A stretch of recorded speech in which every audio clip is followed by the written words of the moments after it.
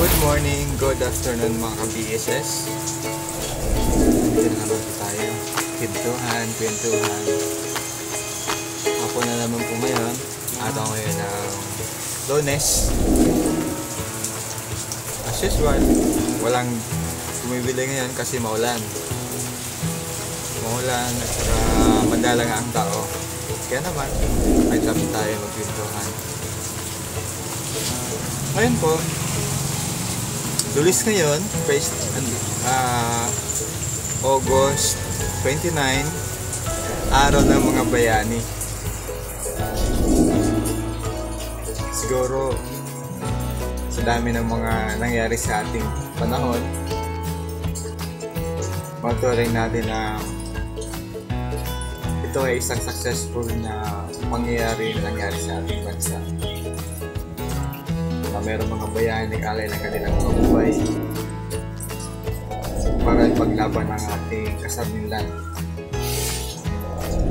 at kalayaan. Ngayon po, bilang siguro Pilipino, wag naman po natin siguro kaligtaan ng mga magandang nagawa ng ating mga bayani. Lahat naman po siguro tayo ay kahit paano ay meron naman natandaan mga bayani na maging parte na rin ng ating mga buhay. Sa modernong panahon, ang mga bayani natin ngayon, sabi nga ng iba, sabi na nga mga politician, ang mga bayani daw natin ngayon ay mga yung OFW. Sa akin naman po, hindi naman po lahat siguro po OFW ang mga bayani natin ngayon. Yung mga health worker natin, yung mga police, yung mga military rin. Lahat po sila yung mga bayani. Yung mga gaya rin po natin, mga sari-sari store owner. Bayani rin po tayo sa ating panahon. Nagkipaglaban din tayo, nagkipagbaka sa pang-araw-araw nating buhay. Nagkikipagbaka na bawat araw ay ating balampasan para sa pangkabuhayan ay dinudulot nito sa ating pamilya. Ngayon po, ba't naman po nasabing nakikibaka? Kasi di ba pag mga bayani ay nakikipagbaka sila sa labanan. Ito naman sa atin bilang mga negosyante o kaya mga sari-sari store owner, ang ating pagkikipagbaka ay medyo may kaunting pagkakaiba. Ang pagkikipagbaka po natin ay yung paglaban natin sa oras. Oras na matumal ang bilihan, oras na bisan gusto mo maghabol ng binta, tapos madalang matumal ang mga bumibili. Pero, siyempre naman kailangan pa rin natin ng magtrabaho. Trabaho araw-araw, trabaho. Yun, di ba yun ang pagkikipagbaka? Isang paraan ng pagkikipagbaka ng isang sari-sari store owner. Ngayon po, punta naman po tayo, flip natin kaunti. Ano naman po yung mga positive side ng mga sari-sari store owner? Alam niyo po, ang sari-sari store po, hindi parang may isang insurance policy. Ba't ko naman po nasabing insurance policy siya? Kasi, kapag meron kang sari-sari store, alamang, madami sa'yo mag-o-offer ng mga produkto, madami sa'yo mag-o-offer na kung ano-ano pang bagay na makakatulong sa iyong pagpanglad ng iyong hanap buhay. Kaya nasabi ko naman po yun, kasi kapag may sari-sari store ka at nakapag-establish ka ng sari-sari store, kumbaga yung supply mo ay hindi mo na gano'ng problema. Diba nung sa unang vlog, sabi ko na kahit wala kang pera, pwede kang kumuha ng produkto, pwede kang makakuha ng supplies. Yun kasi, dahil yun sa existing ng yung negosyo. Kumbaga sa pang-araw-araw nating buhay, pang-araw-araw nating ginagawa, nagkakaroon na tayo ng confidence, sa ating yung ating mga supplier na magtiwala sa ating mga ipagtiwala nila ang kanilang mga produkto sa atin. Kasi meron na tayong track record, magandang track record. Kaya, ang sari-sari store, pag may magandang track record, para ka na rin lang may insurance policy. Ito na rin ang ating insurance policy at na ating napagkukunan ng kita sa pang-araw-araw. Ano naman po ang mga positive side naman ng sari-sari store?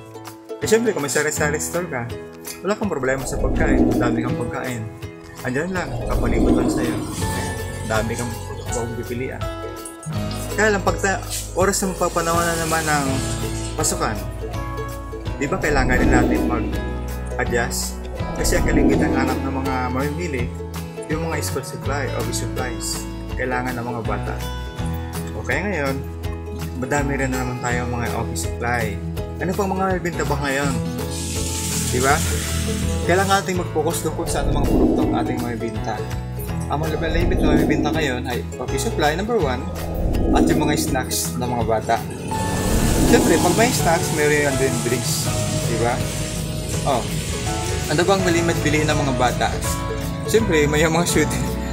Ayaw man natin sa gusto. Ang gustong-gusto ng mga bata, yung mga chocolate, yung mga chocolate drinks, yung mga tamis na mga inumin. Siguro, eager na eager sila na magkaroon sila ng maraming energy. Kasi maghapon sila mag-aaral, pupunta sa school, makipagtunggali sa kanilang mga classmate. At saka, ang kagandahan pa, kapag may sari-sari store ka, andyan lang, pera pumapahal sa'yo araw-araw. Hindi ka na gano'ng mga problema. Gusto mapupuntang pera, walang pera, o walang pera. Kasi andyan na lang. Gusto na lang pumasok ang pera. Kaya, sa mga gusto mag-business, sa sari-sari store, maganda ng simula. Magkakaroon ka ng employee. Kung maganda ka lang mag-handle ng employee. Kaya lang sa akin naman part, mayroon pa may empleyado.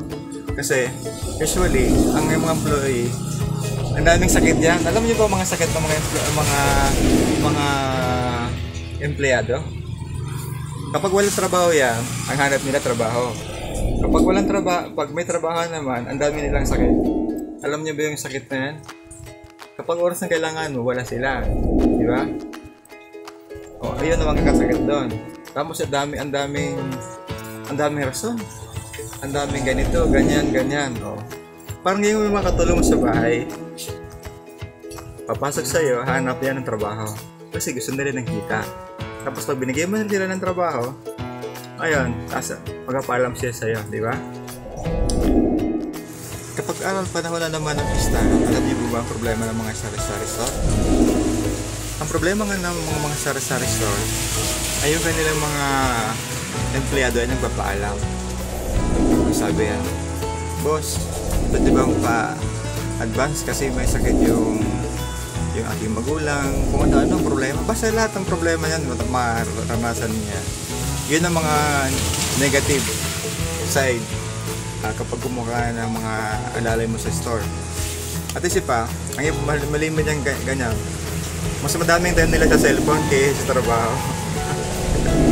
Like nga mo, minsan nga papasok yan late na late, tapos ang daming dahilan.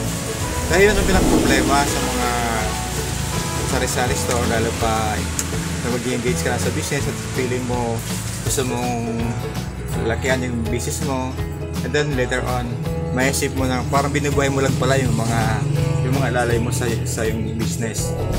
Alam ko, kapag meron na kayong business at meron na rin kayong mga empleyado, meron na kayong mga boy nyo o kaya sales lady nyo dyan sa store nyo, maranasan mong ganong sitwasyon na kapag araw na lang pistahan, wala kang tao ha. Paano kung madami kang stocks? Ikaw ang magbubuhat. Lahat ikaw. Wala kang masaan kundi sarili mo. Kaya yun ang pinaka worst scenario sa mga negosyo. Oras ng panahon na kailangan mo, wala kang tao. Tapos naman, kapag hindi mo naman sila kailangan, andyan naman dami. Kung kailan wala nang trabaho, andun naman sila, ang dami. Kaya yun ang pinaka-worst na side sa mga sari-sari store. Pero ang flip-up naman doon, ang kagandahan lang naman sa sari-sari store, ayan nga, andito ka lang sa bahay mo, hindi mo na kailangan pa mag-get-ups ng kung ano-ano. Kahit nakasando ka lang, okay na. Wala nang gaanong job firms. Di ba? Wala nang gaanong forma-forma pa dyan. Magdadamit ka pa ng uniforme. Kaya dito, pag nasa sari-sari store ka lang, ganun lang mga settings. Pagpunta mo dito sa labas, ano mo na, store mo na. Pagpunta mo dun sa loob, bahay mo na. Ay, ikaw, wala ka nang ganun problema dun sa transportation. Pati nga rin sa mga supply, wala na tayong ganun problema. Bakit? Kapag well-established ng business mo, madami ka na rin supplier. At yung presyo, mas lower pa doon sa sentro. Alam niyo ba kung bakit? Kasi yung mga malaking supplier, naghanap din yan ng mga pang-supplyan. Kailangan rin nila magkaroon ng mga outlet. O, di ba advantage doon sa part naman din sa mga supplier? Bakit? Parang kakaroon din sila ng kanilang ng bagong outlet. Bagong outlet na pagbibintahan nila ng kanilang mga produkto. Ang kagaya natin mga sari-sari store. Di ba? O, nakaka-relate na kayo dyan. O, ba't naman yung iba ay pumupunta pa sa sentro para mamili ng kanilang stock? Siguro dahil yung mga produkto mo yun, wala pa silang supplier. Kaya din sa amin, meron na kami ganong experience. Halimbawa, yung ibang mga school supplies, wala pa kaming supplier niyan. Pero, pwede ka naman mamili doon sa sentro. Yun naman ang advantage pag nandito ka pa na sa city. Ang supply, hindi gaano ka na mag-worry. Kasi, saksakay lang, ando ka na sa sentro. Unlike kung ando ka doon sa power plant barangay, na mahirap talaga sa transportation. Mahirapan ka maghanap ng supply, mahirapan ka mag-outsource ng iba pang produkto. Pero dito, kasi sa city, ang setting, andito na lahat. Wala ka ng problema. Now, ano ba ang pwede mo nating isipin na advantage sa mga sari-sari store? Ang isa pang advantage sa mga sari-sari store ay malimit. Kahit ano, pwede mo lang itinda. Diba? Pwede mo lang itinda sa web store. As long as yun ang kailangan ng inyong community. Kasi, sa isang lugar, dapat mo kung halimbawa, mag-i-start ka lang sa sari-sari store, alamin mo muna kung ano demography ng iyong lugar. Ano ba ang mga nakatira dyan? Mayaman ba? Mahihirap ba? O middle class ba mga tao nakatira dyan? Kasi pag ganun ang mga klase ng mga tao na nasa palibot mo, doon ka rin magpo-focus kung ano dapat mo sa kanilang ibita. Diba? Ganun lang naman po yun. Kung nandun ka sa squatter area, mag-focus ka rin na pang-squatter area ng mga produkto. Alam mo namang hindi na makakabili ng mga malaking items. Diba? O kaya, yun ang kaibahan. Pag dito ka, dito sa amin naman kasi, ang aming lamang lugar, ay hindi naman po siya sa pagbuhat ng aming bangko.